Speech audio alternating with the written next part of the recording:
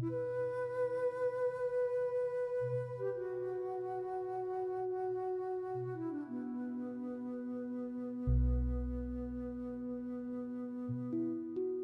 Age home. Red light पर car रुक गई। पिछली सीट पर बैठे माखीजा जी ने खिड़की के बाहर देखा। स्कूल यूनिफॉर्म में एक बच्चा मोटरसाइकिल पर बैठा था। उसने अपने पिता को कसकर पकड़ रखा था। माखीजा जी ने सामने की तरफ देखा, जैसे अपने बेटे के चेहरे में कुछ तलाश रहे हो। वह अपने बेटे में उस बच्चे को तलाश रहे थे जिसके लिए कभी वह उसकी पूरी दुनिया थे, जो उन्हें अपना हीरो मानता था, उनके जैसे बनना चाहता था। जब वह छोटा था तब उनके बिना कहीं नहीं ठहरता था। एक बार वह उनके साथ अपने ननिहाल गया था। जब वह चलने लगे तो उसकी नानी ने कहा कि वह कुछ दिन रुक जाए। वह रुक गया, पर अगले ही दिन उसके मामा उसे घर छोड़ गए।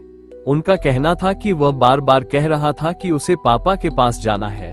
उसने कॉलेज जाना शुरू किया, तब भी वह उन्हें ही अपना आदर्श मानता था। उनके कहने पर ही उसने एमबीए किया था।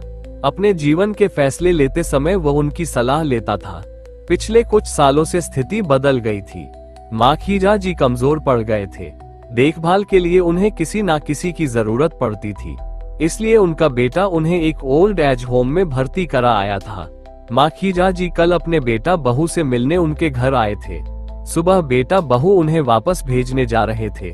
उसके बाद उन्हें अपने अपने काम पर जाना था। लाइट के ग्रीन होने में समय लग रहा था। बेटे ने झुंझलाते हुए अपनी पत्नी से कह रहा था, थोड़ा जल्दी करो, मुझे दफ्तर के लिए देर हो जाएगी। पत्नी ने गुस्से से कहा, तुम हर बात का दोष मुझे क्यों देते हो? मेरी भी आज मीटिंग है। देर मेरी वजह से नहीं हुई। तुम जानते हो देर किसकी वजह से हुई? बहू ने माखीजा जी की तरफ देखा। माखीजा जी फिर से बाहर देखने लगे। ग्रीन लाइट पर कार पुनः चल दी। कुछ ही मिनटों में वह गंतव्य पर पहुंच गए। माखीजा जी ने सीट पर रखा बैग उठाकर कंधे पर लाद लिया। बिना कुछ कहे ओल्ड एज होम के भीतर चले गए।